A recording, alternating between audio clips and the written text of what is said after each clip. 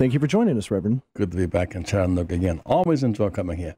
As a kid growing up in Greenville, South Carolina, Sterling High used to play Howard High in Chattanooga. It was a big deal. It was a great trip from Greenville to Chattanooga. We stayed overnight and played ball, but we developed some long, lifelong friendships. Well, sir, we understand that you are here for a very specific purpose. What are you going to be talking about tonight at Olivet? Well, the one challenge we have now, we rebuilt our economy top down. We bailed out the banks. It was a bailout not linked to lending, not linked to reinvestment. And so while Wall Street is rising, jobs are still falling. And there must be some plan to revive our economy bottom up. These banks fell under the weight of their own greed and lack of congressional oversight. And so while they are now debating whether or not to take benefits and bonuses, we're facing record home foreclosures and church foreclosures, if you will, and student loan defaults. And so that must be our focus right now, to put America back to work. A key to that, of course, is this idea of green jobs, which for many people is an abstract, but green jobs really is mass transit jobs. It starts right there. More focus on buses, trains, and rail and less on just on highway. More highway, more foreign oil and gas, more carcinogens in the environment, and more highway congestion. But every city that I go in, we're laying off mass transit workers, fares are going up, and services are less accessible because we've not made the real decision yet to rebuild our economic transportation infrastructure. That is a key.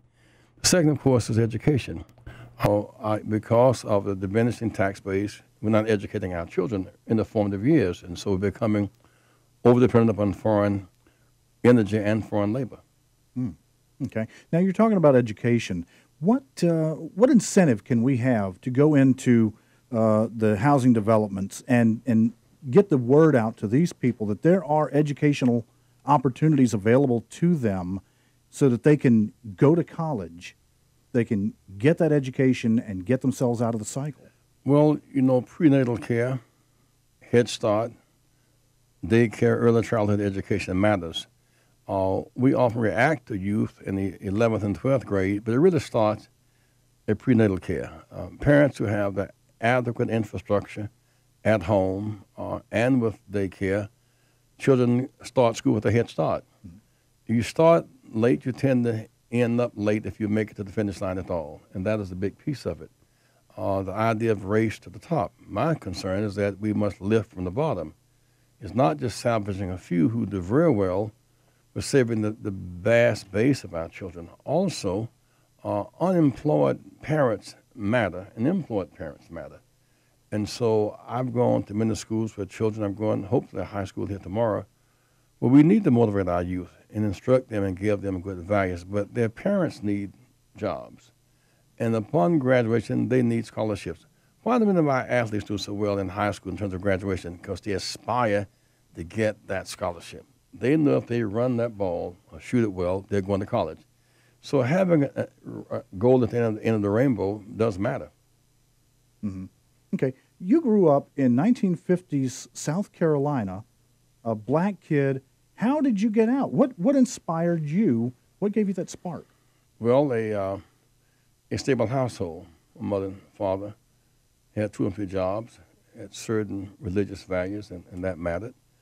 Had teachers who cared and who were community-based teachers. That mattered. I remember once Mrs. Shelton, we came to her classroom, and we were not so very well motivated. And she began to put big words on the board. We said, "These are big words." She said, "No, these are polysyllabic terms, poly meaning many. And here's a dictionary, and here's a Roget's thesaurus. And so I promise you this year, I will not teach down to you. Well, you little brats might run for president or governor one day. I don't want to be embarrassed." Well, the fact is, when I ran in '84, she had retired as a teacher and ran on my ticket as a state legislator. I became the first black woman to be a state rep in South Carolina in the last century. She would not teach down to us. And so teachers matter. In the school, even one of the things that I think about Howard High so much, we came as a big trip. I mean, to make the trip to Howard was a real big deal. It was a long overnight trip over from Greenville. And I remember coming in the school, we were taking our football togs off of the bus.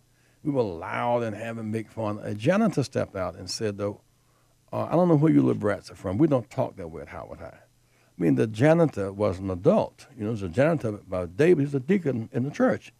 Even the janitor had the sense of dignity, and children had to respect that. I mean, these values matter. Values add value. Thank you very much for joining us, Reverend Jackson. You'll be speaking tonight at Olivet Baptist Church. It's 7 o'clock. Doors open at 6 o'clock, free for everyone to attend. Reverend Adams, he's a genius. He's an amazing pastor. He's a special guy. I appreciate his work so much. He preaches a broad-based ministry, not just to our souls, but to our bodies and to our minds, and such a holistic gospel is good for all, those who come and those who don't come. And I hope you will come tonight, and let's accept today's challenges. Thank you very much for joining us. News Talk 95.3 WPLZ with the Reverend Jesse Jackson. 1, 2, 3.